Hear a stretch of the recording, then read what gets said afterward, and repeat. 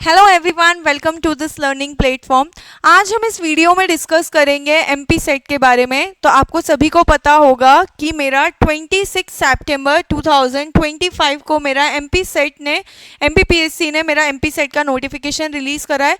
इसमें उन्होंने clearly mention करा है मेरे पास कि मेरा जो एग्ज़ाम है वो कब होगा। मेरा एग्ज़ाम होने के लिए उन्होंने मेंशन करा है डेट, दैट इज़ अगर आप ये पार्ट देखेंगे नीचे के साइड पर तो लिखा है 26 में जनवरी वाले मंथ में मेरा क्या होगा, ये एग्ज़ाम कंडक्ट कराने के लिए कहा है। ओके, इसके साथ ही आप देखेंगे क्लियरली यहाँ पे मेंशन किया है कि जो स्टूडेंट्स मेरे CSIR नेट के लिए प्रिपेयर कर रहे हैं उनको किसी भी तरह से कोई प्रॉब्लम नहीं आएगी, क्योंकि एमपी सेट और CSIR UGC नेट के जो डेट्स निकलेंगे वो बिल्कुल भी आपस में क्या करेंगे, कोलैप्स नहीं करेंगे।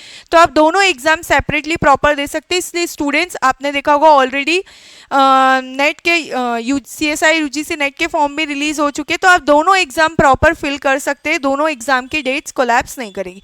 ओके, साथ में आप देखेंगे यहाँ पे डिफरेंट एग्जाम्स मेंशन करके रखे हैं। यहाँ पर सबसे पहले फर्स्ट में ही देखेंगे तो आप क्या देके रखा है, रसायन विज्ञान। ये देखिए डेट रिलीज लेके रखा है, मध्य प्रदेश लोक सेवा आयोग ने नोटिफिकेशन दिया है मेरा 26 सितंबर को। ओके, 26 सितंबर को डेट दिया है और इसके अंदर बहुत सारे सब्जेक्ट्स मेंशन किए हैं। आप देखेंगे रसायन विज्ञान, वाणिज्य, उसके बाद गणित, विज्ञान, नृत्य, ओवरऑल टोटल 31 सब्जेक्ट्स दिए हैं, जिसमें सबसे ऊपर ही आपको दिख जाएगा क्या, फर्स्ट पे देके रखा है रसायन विज्ञान, दैट इज केमिस्ट्री। ओके, सो इस वीडियो में मैं बेसिकली केमिस्ट्री के बारे में डिस्कस करूंगी कि आप कैसे अभी क्या कर सकते हैं, एग्जाम आने वाली है उसके लिए आप क्या क्या स्ट्रैटेजी कर सकते हैं, तो मैं वो अभी आपको इस वीडियो में एक्सप्लेन करूंगी। ओके, चलिए, तो ये हो गया मेरा क्या, एमपी सेट के बारे में नोटिफिकेशन रिलीज हो चुका है। एग्जाम डेट ऑलमोस्ट उन्होंने टेंटेटिव देके रखा है कि जनवरी 2026 में होगी, लेकिन अभी किसी भी तरह से ना तो कोई एलिजिबिलिटी क्राइटेरिया, ना तो कोई हमें सिलेबस पता है। अभी हमें किसी भी तरह का कोई अपडेट नहीं है एमपीपीएससी की तरफ से। तो अभी ऐसी स्थिति में स्टूडेंट्स क्या करें, जबकि उनके पास लास्ट 3 मंथ्स ही बचे हैं, दैट इज अक्टूबर, नवंबर, दिसंबर। मैं मान के चलती हूँ कि जनवरी फर्स्ट वीक में ही मेरा एग्जाम आ जाता है। तो आप कैसे अभी प्रिपेयर कर सकते हैं, तो अभी मुझे नहीं पता है कि एमपीपीएससी आगे कब अपडेट देगी इसके बारे में। तो जब तक के लिए आप क्या कर सकते हैं, जो पीएससी ने एमपी सेट जो मेरा पहले वाले ईयर्स में कराया है, लाइक 2021 में कराया होगा, 22 में कराया होगा, हम उसके बेसिस पे क्या करते हैं, थोड़ा बहुत प्रिपरेशन स्टार्ट करेंगे। ओके, तो सबसे पहले तो मैं बताती हूँ, इन जनरल पीएससी जो एमपी सेट का क्राइटेरिया रखता है वो रखता है कि एमपी जो मेरे एमएससी वाले स्टूडेंट्स हैं उनकी एमएससी कंप्लीट होना चाहिए, वही लोग एमपी सेट दे सकते हैं। ओके, तो अब डिपेंड करता है कि इस बार एमपी पीएससी एमएससी रनिंग वालों को अलाउड करती है या जो भी हमारा एलिजिबिलिटी क्राइटेरिया होगा वो हम देखेंगे। ठीक है, साथ में बीएससी का कुछ परसेंटेज का भी क्राइटेरिया होता है, एमएससी की भी परसेंटेज का क्राइटेरिया होता है। वो वीडियो हम डिटेल में बाद में देखेंगे जैसे ही मेरे पास कोई भी किसी भी तरह का अपडेट आएगा। ओके, चलिए, तो इसमें मेन चीज़ याद रखना है कि आपका जो पेपर आता है वो कैसा आता है। मेरा पेपर आता है मल्टीपल चॉइस क्वेश्चन रहते हैं बेसिकली। ठीक है, मल्टीपल चॉइस क्वेश्चंस रहते हैं, मल्टीपल चॉइस क्वेश्चंस रहते हैं, सेक्शनल कट ऑफ रहता है। क्या रहता है भाई, मेरा sectional cut off. Sectional cut off का मीनिंग, मेरा एमपी सेट का पेपर 2 पेपर रहता है, एक पेपर 1 होता है और दूसरा पेपर 2 होता है। पेपर 1 में जनरल स्टडीज होती है, पेपर 2 में सब्जेक्टिव पेपर होता है। ओके, तो दोनों ही पेपर में मेरा क्या होना चाहिए, एक मिनिमम % होना चाहिए, तभी आप क्या कर सकते हैं, आगे एग्जाम क्वालिफाई कर पाएंगे। फॉर एग्जाम्पल, अगर आपका पेपर 2 सब्जेक्ट वाला पेपर आपने नो डाउट बहुत अच्छा परफॉर्म किया, लेकिन आपने पेपर 1 के लिए कोई प्रिपरेशन नहीं करी, अगर आपका पेपर 1 क्वालिफाई नहीं हुआ तो बाय डिफॉल्ट पेपर 2 चेक नहीं होगा। Okay, so prepare for both the papers equally, बहुत इंपॉर्टेंट है, दोनों पेपर ही आपको करने होंगे। ओके, नेक्स्ट इंपॉर्टेंट चीज़ है, यहाँ पर नेगेटिव मार्किंग नहीं है। मेन प्रॉब्लम यही है, नेगेटिव मार्किंग नहीं होने के कारण बहुत सारे स्टूडेंट्स क्या होता है ना, बाय तुक्के में भी टिक लगा देते हैं। और एमपी सेट के क्या होता है, सीट्स बहुत कम होती है, ठीक है, पेपर इतना ज़्यादा टफ नहीं होता है। तो मेरी आप सभी से रिक्वेस्ट है कि आप ट्राई करें, मैक्सिमम नंबर ऑफ क्वेश्चंस आप करके आएँ, ओके। और कोई भी क्वेश्चन आपको खाली तो छोड़ना ही नहीं है, जस्ट बिकॉज नेगेटिव मार्किंग नहीं है तो आपको कुछ ना कुछ तो फिल करके आना ही होगा, ठीक है। तो आपको याद रखना है, नेगेटिव मार्किंग नहीं है तो जब तक आप कर सकते तब तक करिए, उसके बाद आप क्या कर सकते हैं, गेसिंग भी कर सकते हैं, ओके। अब पेपर का पैटर्न देख लेते हैं, जो अभी तक चलते आ रहा है ऑलमोस्ट वैसा ही रहता है, थोड़ा बहुत चेंज आ रहा है। जैसे मैंने लास्ट 2 एमपी सेट का पेपर का एनालिसिस करा है तो ऑलमोस्ट सिमिलर है, सिलेबस में कुछ भी चेंज नहीं है।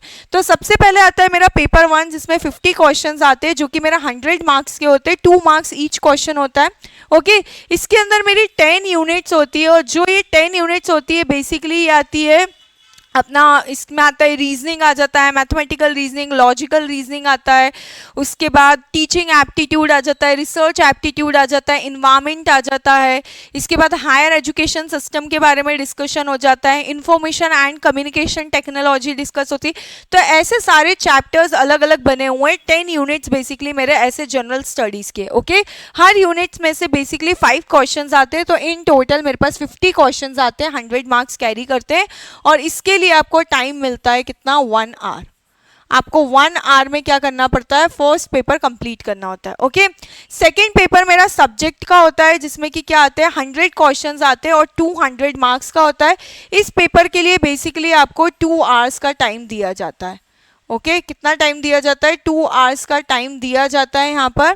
अब मैं बेसिकली यहाँ पर केमिकल साइंसेस की बात करती हूँ, तो मेरे पास ऑर्गेनिक, इनऑर्गेनिक, फिजिकल, 3 तो जो हमारा इन जनरल चलता है वही रहेगा। और जो इसके टॉपिक्स होते हैं ऑलमोस्ट जो हम CSI या नेट के लिए प्रिपेयर करते वही होता है, लेकिन इतना एडवांस क्वेश्चंस नहीं आते, ठीक है। आप अगर कोई प्रिपरेशन करना चाहते हैं तो पहले पूरा BSc वाला अपना पार्ट कंप्लीट कर ले, क्योंकि BSc तक के ही केमिस्ट्री के टॉपिक से बहुत ज़्यादा क्या होते हैं, क्वेश्चंस आते हैं, ओके। एंड लास्ट में इसमें एक चीज़ और ऐड है, इंटरडिसिप्लिनरी टॉपिक्स। इंटरडिसिप्लिनरी टॉपिक्स ऐसे हैं जो ऑर्गेनिक, फिजिकल, इनऑर्गेनिक तीनों को क्या करते हैं, तीनों में बेसिकली लाई करते हैं, ओके। तीनों का क्या होता है, इंटरसेक्शन होता है बेसिकली। तो इसके अंदर टॉपिक जनरली आते हैं, कैटालिसिस आ जाता है, मेडिसिनल केमिस्ट्री आ जाता है, सुप्रामोलिकुलर केमिस्ट्री आ जाता है, इन्वायरमेंट केमिस्ट्री आ जाता है, नैनो टेक्नोलॉजी आ जाता है। तो बेसिकली ये 5 ऐसे सब्जेक्ट्स होते हैं, टॉपिक्स होते हैं जो इंटरडिसिप्लिनरी टॉपिक में आते हैं, okay. So that's all for MP set. आप अभी से, मैं आपको सजेशन दूंगी कि आप अभी से तैयारी स्टार्ट कर लीजिए, क्योंकि 3 मंथ्स बहुत कम होते हैं, इतना सारा आपको सिलेबस कवर करना है, ओके। तो आप कैसे तैयारी कर सकते हैं, तो आप हमारे चैनल से भी कनेक्ट हो सकते हैं, that is easy chem chemistry made easy. यहाँ पर मैं रेगुलर वीडियोज़ अपलोड करती हूँ, टॉपिक वाइज वीडियो होते हैं, सारा बेसिक से लेके एडवांस तक का पार्ट पढ़ाया जाता है, पार्ट कवर किया जाता है, ठीक है। और इसके साथ में आपको इसमें PYQs भी मिलेंगे and topic wise practice questions भी मिलेंगे, जिससे आप क्या होगा, टॉपिक पे आपकी बहुत अच्छी कमांड हो जाएगी, ओके। So that's all.